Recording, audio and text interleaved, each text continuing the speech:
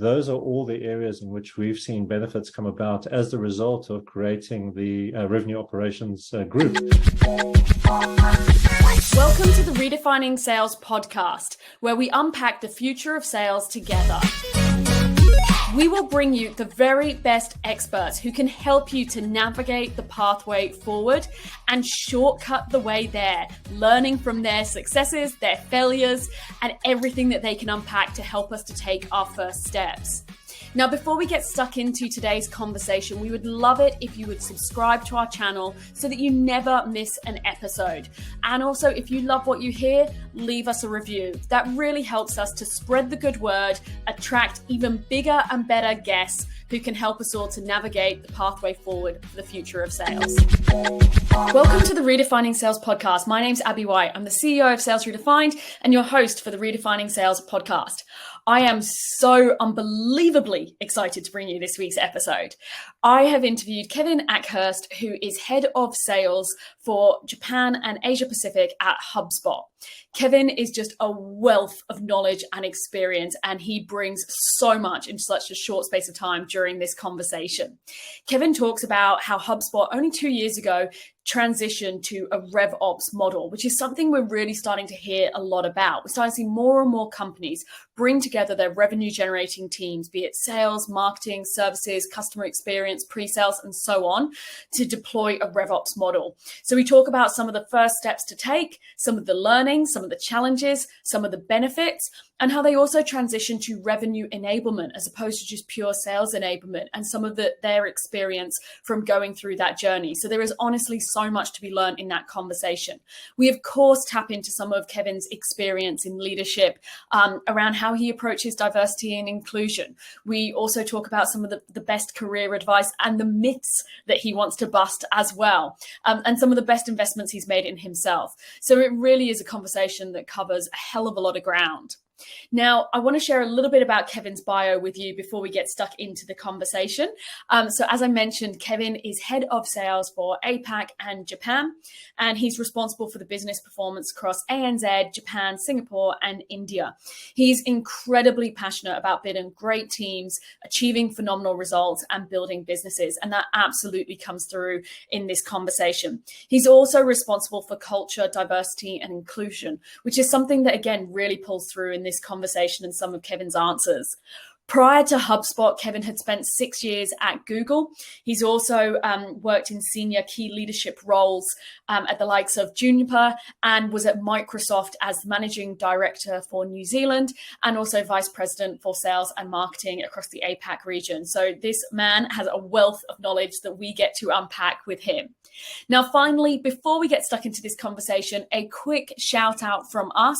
We have just announced that the doors are open for RevUp. If you have not heard, RevUp is Sales Redefined's offering where we are bringing together revenue generating teams to learn together from world-class leading experts. The lineup of experts that we have got our hands on is absolutely phenomenal. If you want to find out more about it and join us as we kick off in July, you can visit member.salesredefined.com.au.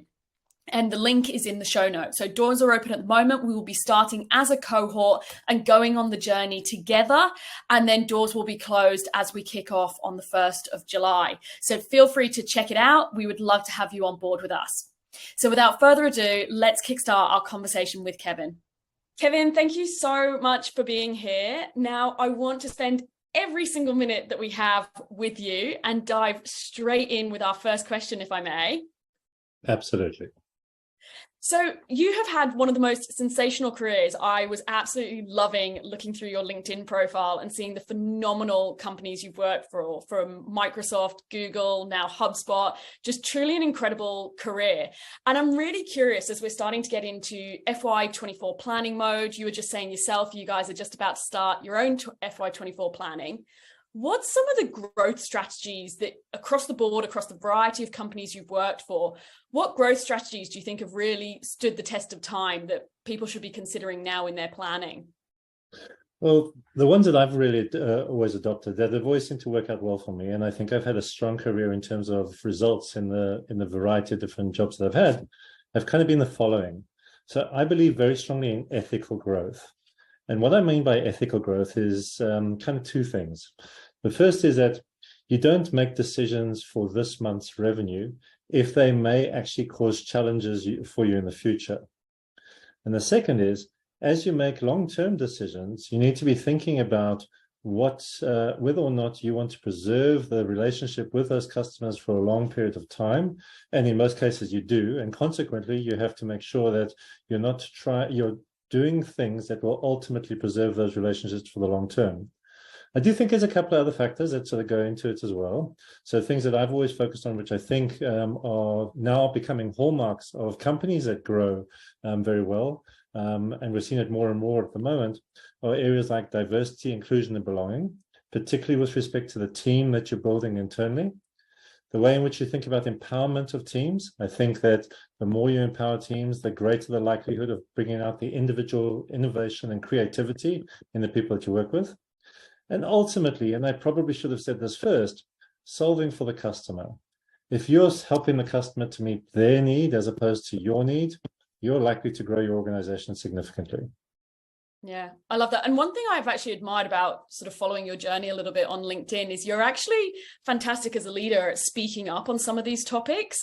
I've really noticed that, and I find it really remarkable. A lot of us, it's at times maybe we don't speak up. And I think that's something that you've been really fantastic about, talking about how you mentor diversity, inclusion, ethical business. I've really noticed that come across on your LinkedIn. I sincerely believe in the sort of principle of having strong opinions, but loosely held. So I think I have strong opinions as shown by some of the posts I have on LinkedIn, and particularly recently in areas like the roles that people can play in organizations as they age. But I'm open to actually learning more continually and adjusting those opinions if necessary based on the things that I learn. And I think that being inquisitive is so important in terms of wanting to grow organizations.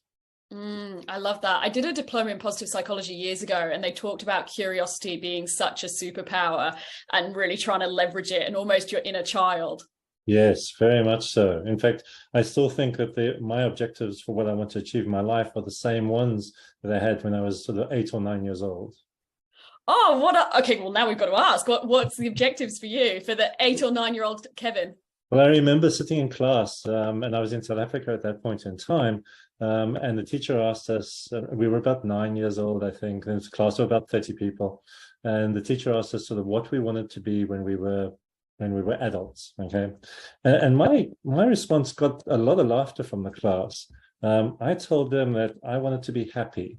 And I hold myself to that today. That is ultimately what I want. I see as success for myself is happiness versus a title or a role or a certain salary or whatever the case might be. Yeah, I love that. Well, my son asked me the other day, I have a 4-year-old, what do I want to be when I grow up? And I liked that. I liked that at 38, he's asking me that, and I'm still considering what I'm going to be when I grow up. I thought that was fantastic. So absolutely. I continually think about it. Well, he wants to be a king, so I'm not sure how we're going to go on that one. Well, from Australia, we do have a woman from Tasmania who is now a princess in Denmark and will one day be a queen. So anybody can be a king or a queen, I suspect. Exactly, and I'm not the one to dampen his hopes on that. So, and he's half British, so you never know. Maybe he'll get a shot in the UK. How far down the line is he in line for the throne? Probably quite far. So with that, I'll probably go back to revenue growth because I think I've got a better shot at that than making my son king. One thing I love about HubSpot is, HubSpot, going back to your previous point, is actually all about how do we help the customer. It's a very customer-centric business, is my perception. And HubSpot is around helping clients to accelerate their revenue growth. So as people are coming into their FY24 planning, as we were saying, and there's so much talk at the moment about it's an uncertain economy and what are we going to get this year and so on. Is there any other things from, I guess, more of a HubSpot lens that you're encouraging clients to think about in terms of how you accelerate your revenue growth? Most important thing, I think, at the moment is recruiting. You only have to look at the issues that have occurred this year, particularly in the tech environment, in terms of the redundancies and layoffs that have happened right across the industry, to look at perhaps the mistakes that were made over the course of the last 2 to 3 years. Those recruiting decisions that get made have to think long-term about what's going to happen in terms of the company and what you want the company to look like in the future. I think that the focus in terms of that area to not make the mistakes that have been made over the course of the last 3 years are vital to success over the rest of this decade. Yeah, that is really interesting. You know, every day I feel like I open up my phone and there's more redundancies. And unfortunately, yeah, every time I log onto LinkedIn, there are more messages from people that I've known in companies I've worked at that have been made redundant. And some companies have followed up redundancies with more rounds of layoffs as well, which is very challenging for those companies and for but particularly for the people that have been affected by it.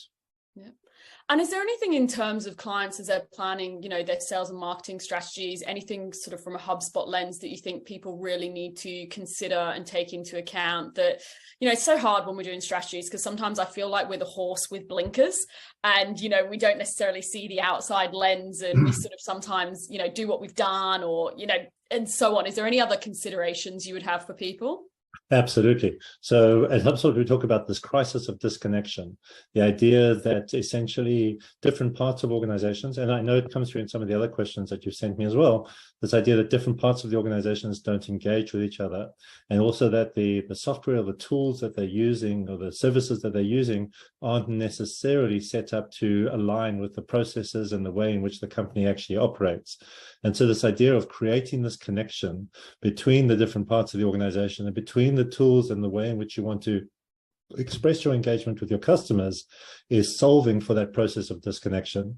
I think that a lot of investment has gone into place into tools and also recruiting, as I mentioned previously, which has not necessarily helped organizations to be much stronger. Particularly in areas like the connection between sales and services and marketing, and making sure that at the end of the day, between those three elements, you are solving for the needs of the customers that you're working with. Yeah, you are absolutely talking my language, and I had this high up on my agenda to talk to you because I think for us, we initially saw it very much as a disconnect between sales and marketing, which is why we joke about being the marriage counselor between sales and marketing and thinking marketing. But now I'm seeing it, as you said, being so much broader. And I think I read a stat that Gartner are saying by 2025, which is not that far away, 75% of the highest growth organizations in the world are going to deploy more of a revenue operations model. And exactly like you said, break down some of the disconnect between sales, customer experience, marketing, you know, all the different parts of the jigsaw. So my question there is, how do we start solving that disconnect? Because I think a lot of us and a lot of organizations are starting to realize, yep, it's almost like the leaky funnel. It impacts customer experience. But almost how do you go about repairing it? Because for some organizations, particularly with large teams and large divisions and different reporting lines, different KPIs, different barriers, what's the starting point for some of that? I think you've touched on one of the potential answers already, and then I'll add an extra one as well. The idea of the RevOps or the revenue operations part of a business. So we've had a revenue operations sort of division within our business for, I think it must be going on for almost 2 years now. I think by the end of June, I think it'll be 2 years that we've had RevOps in place. And what RevOps has allowed us to do is to actually bring together the operations pieces of different parts of the business, sales, marketing, and services, to effectively work together. Now, where that is particularly beneficial is in future planning, also in the way in which you actually run your strategy on a month-by-month basis or quarter-by-quarter basis within the particular year, within the operations environment where you need different parts of particularly customer success and sales to be working closely together. In enablement, where you can actually align enablement across marketing, sales, and services. Those are all the areas in which we've seen benefits come about as the result of creating the revenue operations group that we have within HubSpot, which is a global group as part of our overall revenue generation team. The other part, though, is part of the reason why I joined HubSpot originally, which is the fact that we talk about this idea of a flywheel at HubSpot, which is about the customer engagement. And for HubSpot, a lot comes back to that customer interaction, which is the notion that in order for us to help the customer to be successful, you need sales, marketing, and services to be aligned. So that handoff process that happens in terms of qualified leads from the marketing team and feedback on the quality of those leads from the marketing team is so important. the way in which the sales team goes about using those, making sure that they are effectively using them, and then documenting what is needed for implementation for the customer becomes the next important step. That then gives you the handover across to the services organization for implementation, account management, ongoing support and delivery.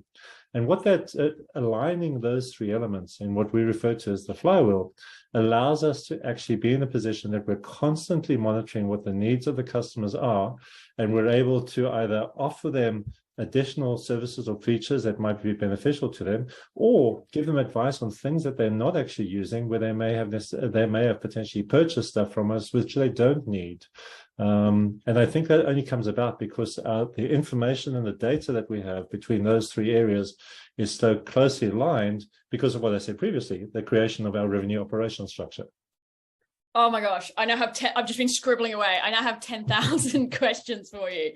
So I'm going to come back to the flywheel. I've just made a note of that. If I can start with your transition to that RevOps model, I guess if you were going to give advice to someone now having gone through it 2 years on, what would you say, would be some of your advice of going on that journey? Because we know any sort of change can be challenging. As humans, we're not always the best at change, and it's taking a team on a journey. So what would be your advice having gone through that experience? Patience. So when we first put in place the RevOps model, even though we had the flywheel already that had these strong relationships between the different parts of the organization, we established RevOps, and every group had particular ideas about what they wanted to see change when RevOps came together. Whether you were in sales, marketing, or services, there were strong views with respect to how RevOps should function. And the leadership within our RevOps organization, the thing that they did was to actually spend a full year listening and understanding what they brought together. These different parts of operations had operated independently before, and it was the first time they'd actually worked together. And so rather than rushing into the changes that every group wanted, they took a year to make sure that they understood how these groups actually worked. They'd actually cross-pollinated these groups with people from different groups. So some people that were working in sales operations previously now work in marketing operations, for instance. So you have that cross-pollination of knowledge. And now we're starting to make the changes in terms of what the organizational structure looks like to bring about the promise of those things that all groups wanted them to move fast on in the beginning.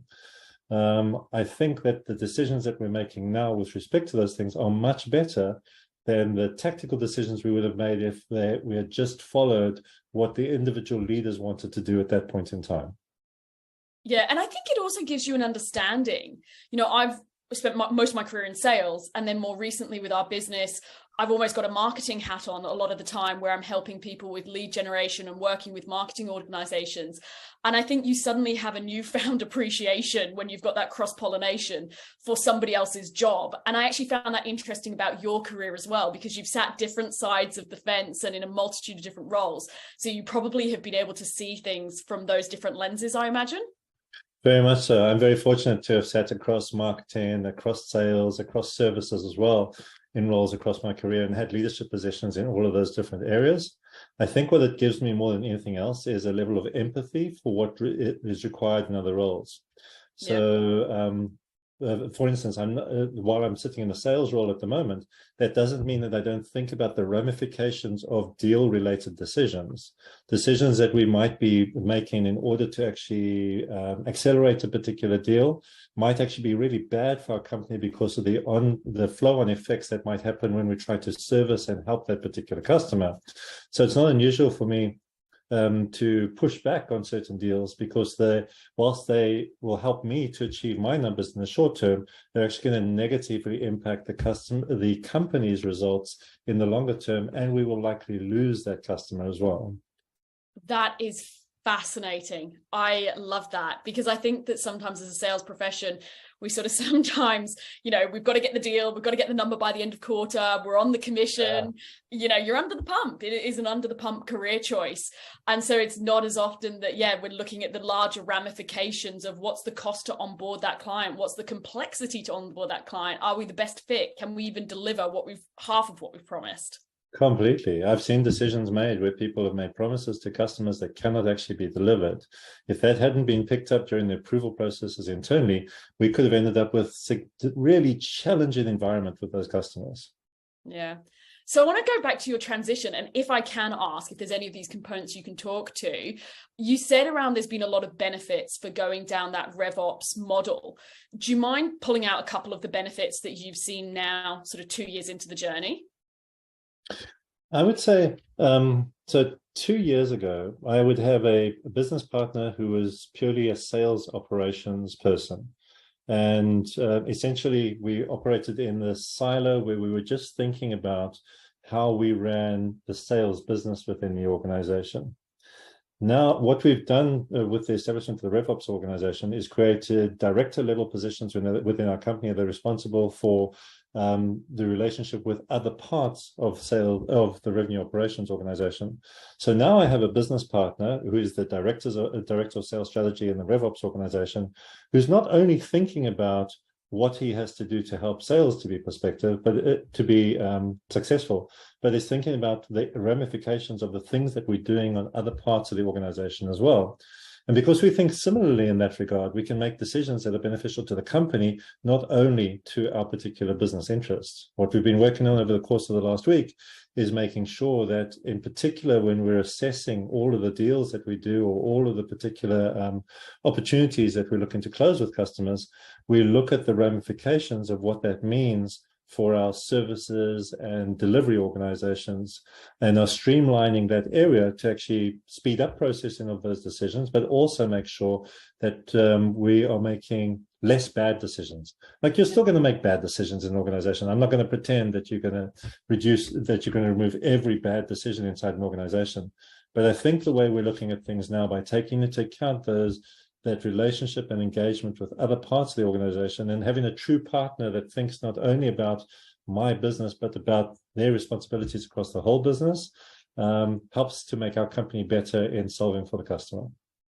I love that. I saw a LinkedIn study a while ago that was something like 9 out of 10 professionals do not believe there is an alignment between sales, marketing, other revenue generating teams on KPI, culture, communication. I think it was 1/3 don't talk regularly. So I love what you're talking to there. And also it stops the finger pointing of, well, that's customer services problem, or that's operations problem, and that sort of division. It really does break down those walls.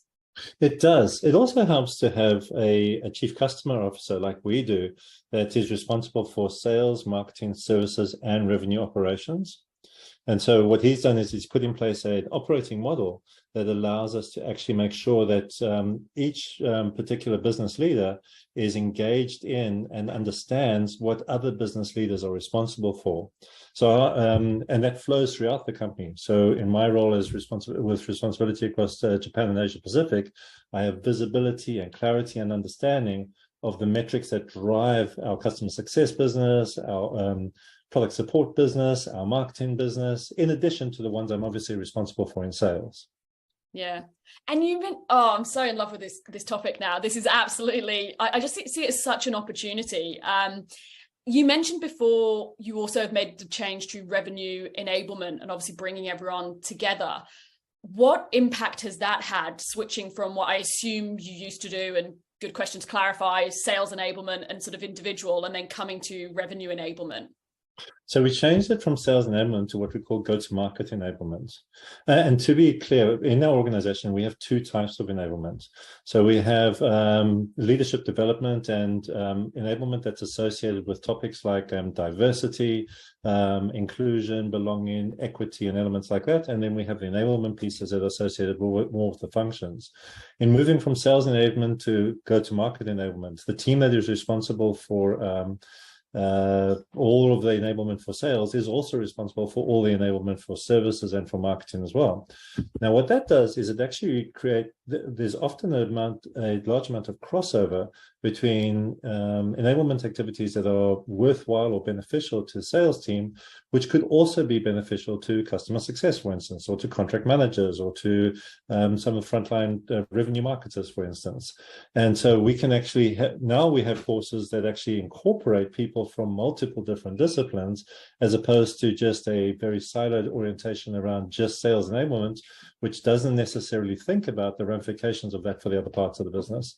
I think you can only do that when you change from disparate enablement organizations to an overall go-to-market enablement organization.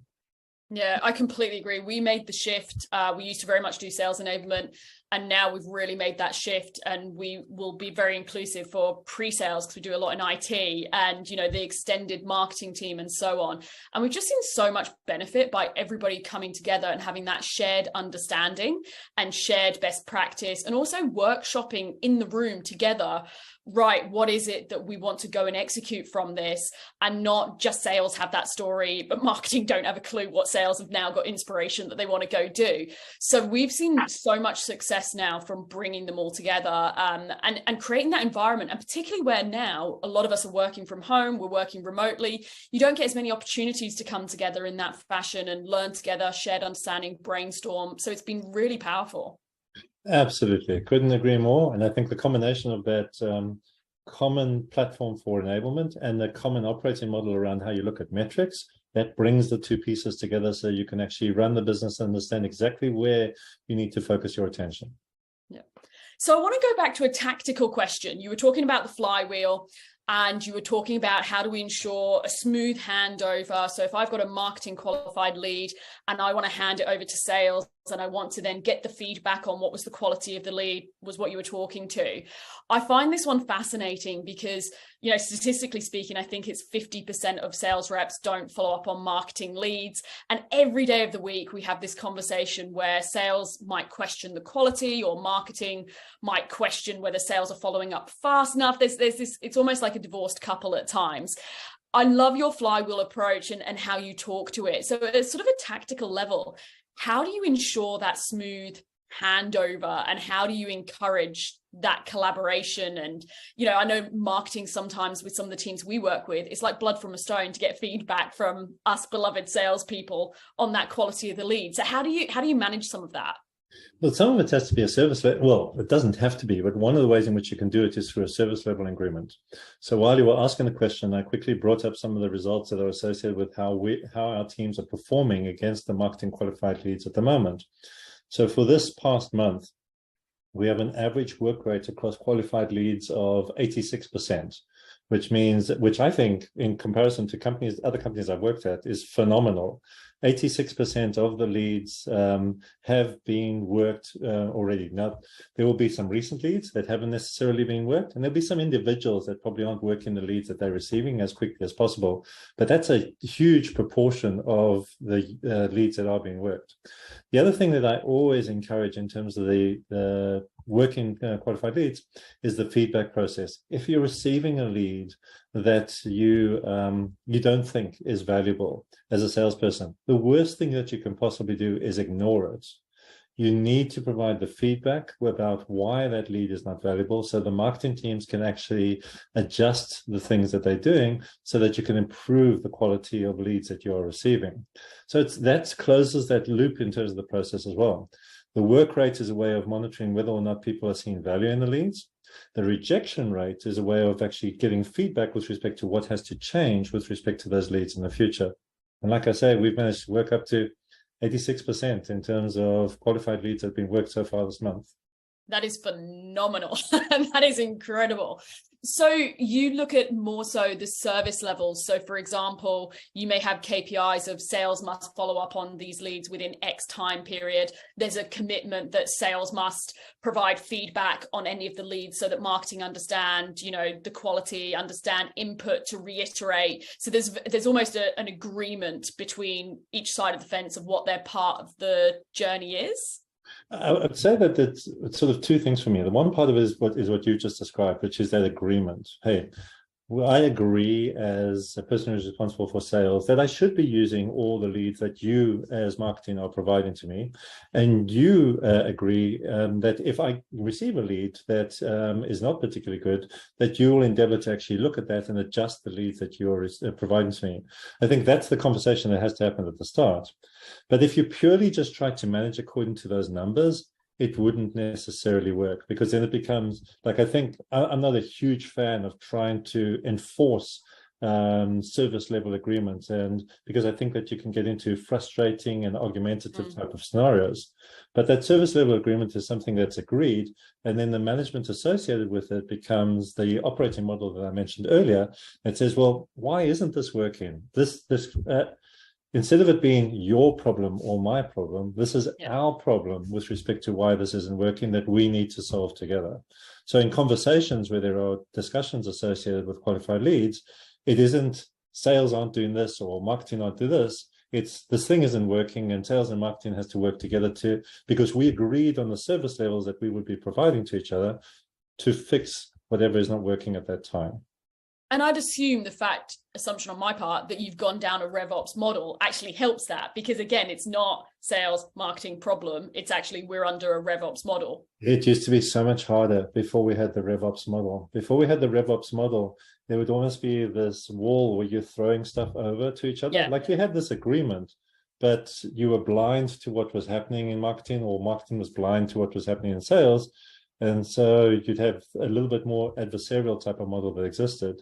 The wall got broken down when the RevOps group got put in place, because automatically the people that are working on the numbers are part of the same function.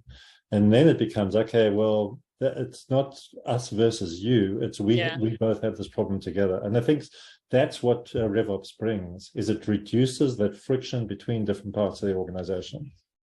I love that. So I want to go through a few sales questions with you as well around what you're seeing. I'm really conscious at the moment, we are seeing more, I think it was 44% of millennials want a seller-free experience I saw recently. We're starting to see businesses embrace digital and e-commerce channels that we would have probably historically gone, that will never go e-commerce, or that will never be done all digital. And we're starting to see digital sales just really accelerate even more so. I'm curious to get your lens on, are you seeing that? What are you seeing so that we can start to prepare for FY24?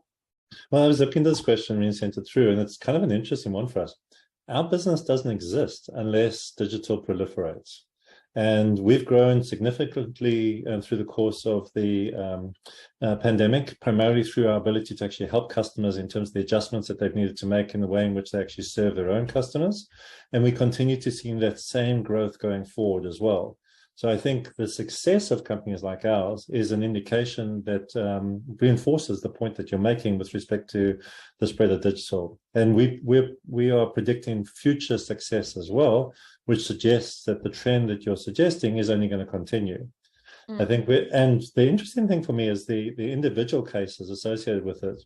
So the individual customers that come to us and say, well, I never thought that this was a particularly important area before.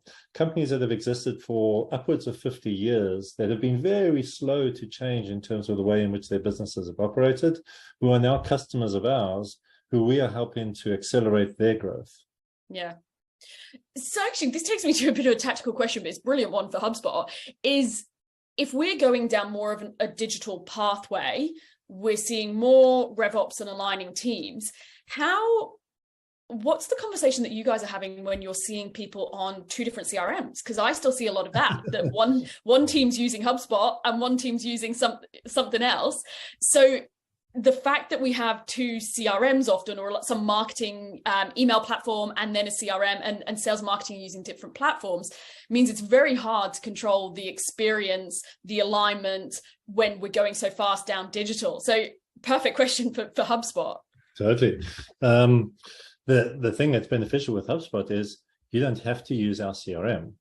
Like, our CRM is a core part of what we do, but that doesn't stop you from actually using a different CRM to connect into the tools that we have that are associated with sales, marketing, and services.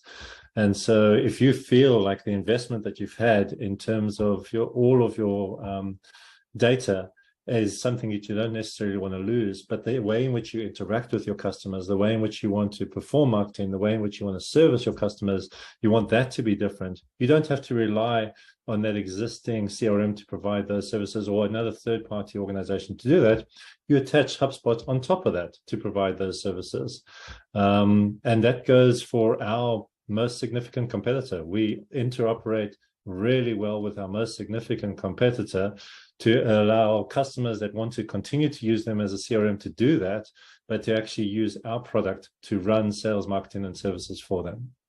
So you still get that single view because they're speaking to each other and it's not two disparate systems. And then I guess where we're now starting to see more data-driven sales, data decision-making and so on, you now can do that because it's all integrated.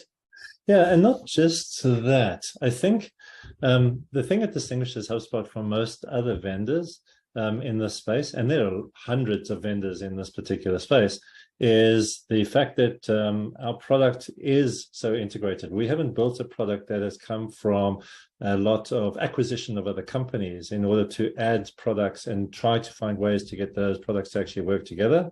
We've built all of our products from the ground up in order to make sure that they do fulfill that requirement that we have in terms of the flywheel operating model that we suggest for customers, so that they don't end up with integration related issues. But we've created the ability to actually solve for point areas through the integrations that you can purchase that work with HubSpot, or through using a third-party CRM.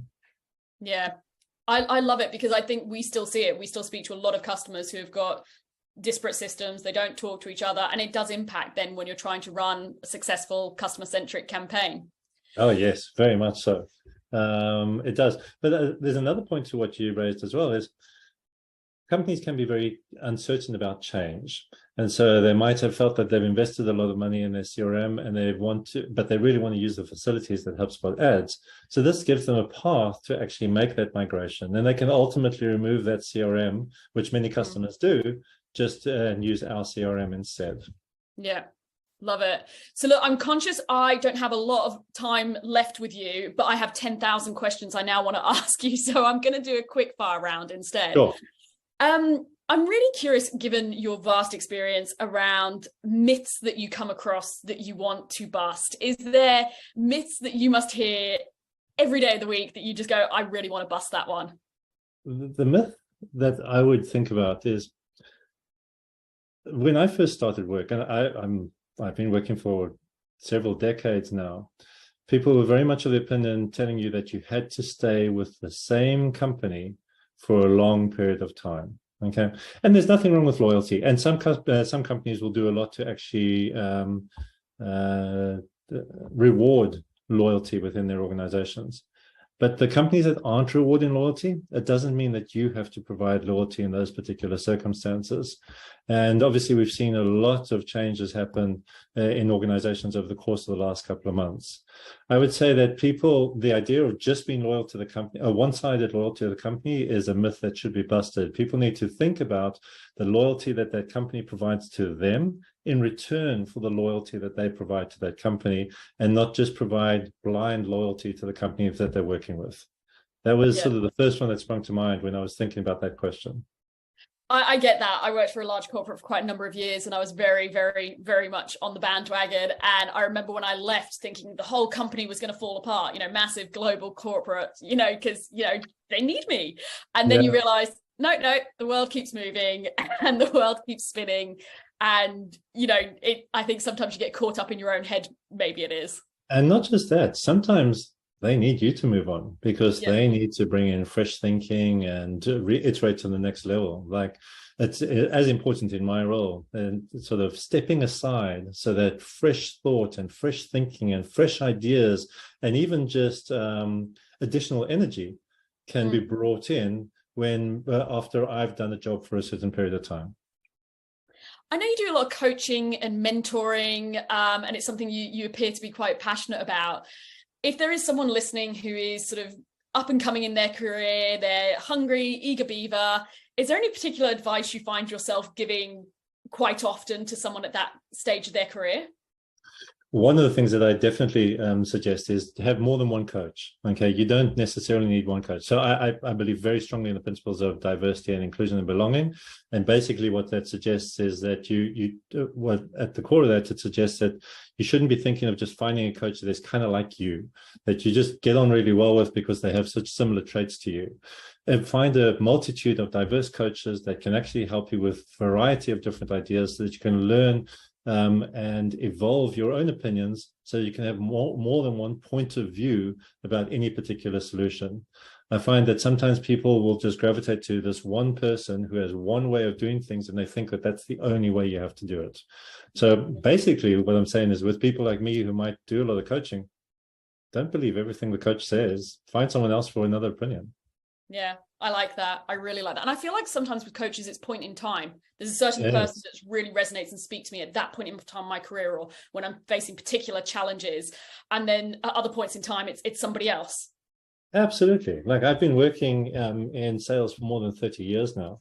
The advice that I give is probably more relevant to someone that is leading larger teams than to an individual salesperson who is 2 to 3 years in the role. Like, what I learned when I was 2 to 3 years into the role is probably very different to what a person should be doing today. So I'm not the coach for them, regardless of the fact that I've had that much experience and have managed to achieve the things that I have. Yeah. So on that note, what do you think, what sort of a final question for you, what do you think one of the best investments has been in your own career? You know, you've had a phenomenal career. You clearly are passionate about quite a few things, clearly learned some things along the way. What do you think one of your own best investments has been? I think the money that I've spent on my own enablement has been by far the greatest benefit to me.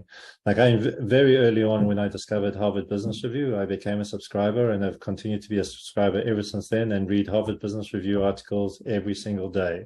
And they give me a multitude of different ideas for things that are beneficial in the work that I do. And I probably will remain a subscriber for a long period of time into the future. And then I also found someone who's a person called Patrick Lencioni, who's written a whole series of books about the ways in which you can run businesses more effectively. I've always learned from the stuff that he's done, tried to attend courses that he's run, in order to make sure that I could sort of apply the learnings that he has from the thousands of companies that he's worked with to the things that I've done as well. Primarily, it's the money that I've personally spent, not just on the things that have added to my learning, over and above what companies have given me as enablement and development things. So investing in yourself is what I'd probably say. Kevin, I could talk to you all day. I have loved every single second of this, but unfortunately I have to let you go and do your job. Where can people reach out and connect with you and take the conversation from here? For work-related things, and I do post on topics that are of interest to me that are for the professional environment. I'm quite active on LinkedIn. On the socials, it's more about who I am personally and less about who I am professionally. Perfect. Kevin, thank you so much. You have been the most incredible guest. Thank you so much for your time. Abby, thanks so much for giving me the opportunity to do this. Before you leave us, doors have officially opened for our next intake of RevUp. Doors will be closing on the 30th of June. Now, if you have not heard about RevUp, this is our new revenue enablement where your revenue generating teams will all come together to learn from leading experts. The experts that we have lined up to teach the RevUp system are absolutely incredible. We have LinkedIn teaching social selling. We have Julie Masters teaching influence. We have Maz Farrelly, whose content has had 8 billion views, teaching us about storytelling and standing out from the crowd. We have Jay Pottinger teaching us about productivity, and many more. We will go through the entire journey of how do you rev up your sales aligned to these leading experts. So if you want to check out RevUp before the doors close on the 30th of June, then simply click the link in our show notes and visit member.salesredefined.com.au, and you can find out all the details you need to know, or you can book in for a chat. We love to have a chat to see whether it's the right fit for your revenue generating teams.